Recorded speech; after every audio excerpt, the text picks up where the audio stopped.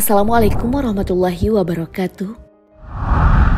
Sahabat beriman, Nabi Sulaiman alaihi wasallam adalah nabi yang memiliki kekayaan yang sangat melimpah, istananya sangat megah. Saking kayanya Nabi Sulaiman, ia pernah berniat memberi makan semua makhluk di dunia. Kekayaan yang dimiliki Nabi Sulaiman ternyata membuatnya terlambat masuk surga. Lalu mengapa Nabi Sulaiman bisa menjadi yang terakhir masuk surga? Lalu benarkah orang yang memiliki harta yang banyak akan terlambat masuk surga? Tonton video ini agar tidak sesat. Jauh sebelumnya, Nabi Sulaiman memiliki kekayaan yang melimpah dan digunakan untuk hal-hal yang bermanfaat. Dan tentu tidak lupa bersyukur kepada Allah Subhanahu wa Ta'ala. Hal ini tertulis dalam Quran. Maka ia berkata, "Sesungguhnya aku menyukai kesenangan terhadap barang yang baik, sehingga aku lalai mengingat Tuhanku sampai kuda itu hilang dari pandangan." Quran Surah 1 ayat 32. Salah satu bukti kekayaan Nabi Sulaiman adalah memiliki istana yang membuat kagum. Ini dialami oleh Ratu Bilqis. Allah Subhanahu wa Ta'ala berfirman, dikatakan kepadanya, "Masuklah ke dalam istana." Maka tatkala ia melihat lantai istana itu, dikiranya kolam air yang besar dan disingkapkannya kedua betisnya. Berkatalah Sulaiman, "Sesungguhnya ia adalah istana licin terbuat dari kaca." Berkatalah Bilqis, "Ya Tuhanku, sesungguhnya aku telah berbuat zalim terhadap diriku, dan aku berserah diri bersama Sulaiman kepada Allah, Tuhan semesta alam." Quran Surah An-Naml ayat 44. Bukti kekayaan Nabi Sulaiman yang lainnya dapat dilihat ketika beliau berniat memberi makan pada semua makhluk di bumi. Kisah ini diabadikan dalam kitab Durratun Nashihin, karya Syekh Utsman bin Hasan bin Ahmad Asy-Syakir Al-Haubawi.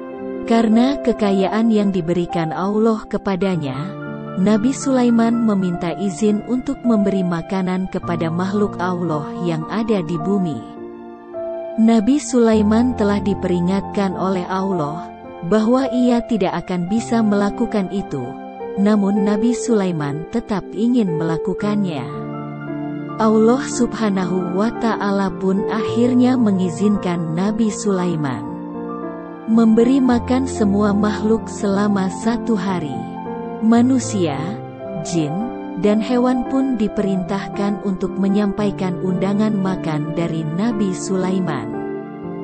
Sebelum acara, Nabi Sulaiman meminta kepada juru masak untuk secara aktif membuat makanan, memasaknya selama 40 hari. Makanan yang telah jadi dijaga dengan baik, anak-anak tidak boleh mendekatinya. Makanan itu pun dibariskan di padang yang luas, panjangnya sampai 1 bulan perjalanan. Setelah makanan siap, Nabi Sulaiman mempersilahkan makhluk hidup di darat dan di laut untuk memulainya. Allah Subhanahu wa Ta'ala pun memerintahkan ikan besar golongan kakap untuk memenuhi panggilan makan Nabi Sulaiman. Ikan tersebut pun mulai menyantap makanan yang dihidangkan. Ternyata, makanan banyak yang disiapkan Nabi Sulaiman tidak mengenyangkan ikan tersebut. Dan ikan itu berkata, Hai Sulaiman, kenyangkanlah perutku, kini aku masih merasa lapar. Nabi Sulaiman kemudian menjawab, "Belum kenyangkah kamu?" Ikan itu menyahut, "Hingga saat ini, aku masih belum terasa kenyang." Nabi Sulaiman akhirnya sadar bahwa sebanyak apapun kekayaannya, masih banyak rezeki yang dibagikan Allah pada semua hambanya. Kekayaan Nabi Sulaiman berupa emas. Setiap tahun ia menerima emas seberat 666 telen. 1 telen emas diperkirakan mencapai 50 kg. Ada juga yang mengatakan 33 kg. Atau 20–40 kg. Bahkan perabot yang ia gunakan semua terbuat dari emas, yang menjadi incaran banyak orang. Seperti tabut perjanjian, benda ini berupa sebuah kotak kayu, berisi 2 batu bertuliskan 10 perintah Tuhan yang didapatkan Nabi Musa di Gunung Sinai. Harta karun Nabi Sulaiman juga banyak dicari oleh manusia seperti cincin yang dipercaya memiliki kekuatan magis. Sahabat beriman, memiliki kekayaan adalah mimpi banyak orang, namun harta yang berlimpah itu bisa menyusahkan di akhirat kelak. Harta itu bisa memperlambat kita masuk surga. Tak selamanya orang kaya mendapatkan kemudahan, ada kalanya orang kaya harus tertahan masuk surga.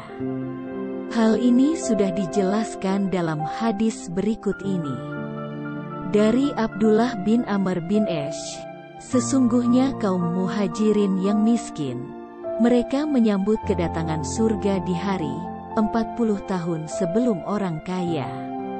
Hadis riwayat Ahmad, Muslim, dan Ibnu Hibban.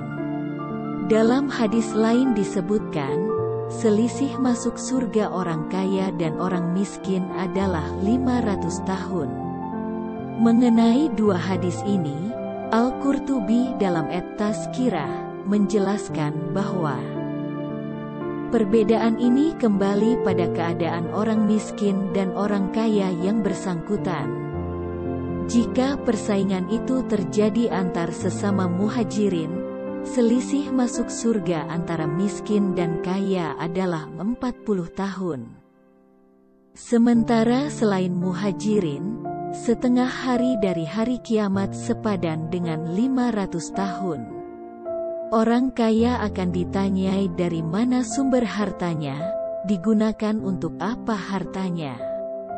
Saking banyaknya pertanyaan yang diajukan, menjadi lamanya waktu hisab. Kondisi 2 golongan ini saat di akhirat diabadikan dalam sebuah hadis. Rasulullah bersabda, "Saya pernah berdiri di pintu surga, ternyata umumnya orang yang masuk surga adalah orang miskin. Sementara orang kaya tertahan dulu masuk surga. Hanya saja penduduk neraka sudah dimasukkan ke dalam neraka. Maka aku berdiri di pintu neraka, kebanyakan yang masuk ke dalamnya adalah kaum wanita." Hadis riwayat Bukhari. Lambatnya orang kaya memasuki surga, juga berlaku di kalangan nabi, termasuk Nabi Sulaiman. Hal ini sesuai sabda Rasulullah berikut ini. Imam Ghazali dalam kitab Ihya Ulumuddin, Imam Ghazali mengutip sabda Rasulullah. Nabi yang paling akhir masuk surga adalah Nabi Sulaiman bin Daud alaihi salam.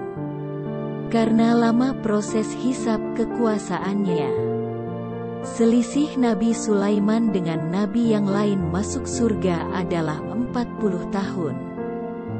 Rasulullah bersabda, semua para nabi masuk surga sebelum Nabi Daud dan Nabi Sulaiman dengan selisih 40 tahun. Hadis riwayat At-Tabrani. Sahabat beriman, memiliki kekayaan memang memudahkan kita untuk beramal dan membantu sesama, sebagai bentuk dakwah. Tapi perlu kita ingat, bahwa harta yang dimiliki nantinya akan dipertanggungjawabkan. Kalau kalian diberi banyak harta, akan kalian pakai buat apa? Wallahu alam bisawab. Wassalamualaikum warahmatullahi wabarakatuh.